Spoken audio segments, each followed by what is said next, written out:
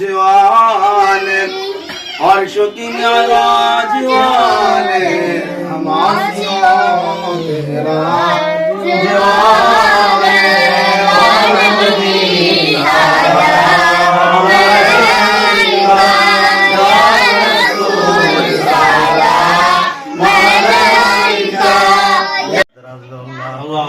আল্লাহ তোমার সাহায্য আল্লাহ কিছু মশারার যখন কাতুর উসিলাই আল্লাহ ওলামায়ে কেরাম উসিলাই মুস্তাফি মাস্টার ওয়ালি সিন্ধি স্যার উসিলাই আল্লাহ আল্লাহ তোমার আল্লাহ হায়াত দারাজ কর আল্লাহ তোমার আল্লাহ হায়াত দারাজ কর আল্লাহ তোমার আল্লাহ হায়াত দারাজ কর আল্লাহ তোমার আল্লাহ হায়াত দারাজ কর আবার আমাদের সামনে আল্লাহ ফিরে আসতে পারে মতো ইয়া আল্লাহ আমাদের দিক নির্দেশে দেওয়ার ব্যবস্থা করে দিও আল্লাহ আমাদের বিভিন্ন দলকে আল্লাহ কিয়ামত পর্যন্ত জারি রাখিও আল্লাহ আমরা সবাই আল্লাহর মামা এবং আমাদের প্রেসিডেন্ট সেক্রেটারি যারা আছি সবাইকে আল্লাহ হায়াত দারাজ করো কাফি কাসিদাতুল কাফি লিকুল্লিল কাফি ওয়া নিমাল কাফি ওয়ালিল্লাহিল কাম ইয়া মুজিরু শাহাদাতুল লা ইলাহা ইল্লাল্লাহ মুহাম্মাদুর রাসূলুল্লাহ। আমরা ওলামায়ে কেরাম নিয়ে এবং এতিমদেরকে নিয়ে আমাদের নেতৃবৃন্দদেরকে নিয়ে আমরা যে আজকে মিলাদ মাহফিলের শরীক হইতে পেরেছি আল্লাহর কাছে হাজারো শুকরিয়া এবং আলহামদুলিল্লাহ।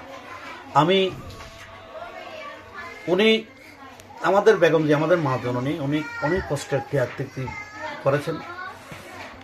আজকে উনি অনেক লাঞ্ছিত বঞ্চিত হয়েছেন। ওনার অল্প বয়সের মধ্যে ওনার স্বামীকে হারাইয়েছেন, ওনার ছেলেকে হারাইয়েছেন। একটা ছেলে বিদেশ থেকে এখনো দেখতে পারতেছে না।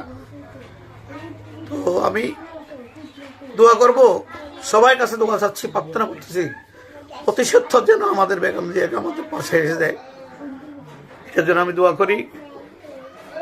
আর আমাদের যারা আছে আমাদের মাথার চুল যতগুলো সবগুলো ওনাকে হায়াত দারাজ করলাম, ওনাকে হায়াত দারাজ করো এই প্রার্থনা করে আমি আমার সংক্ষিপ্ত বলবেন।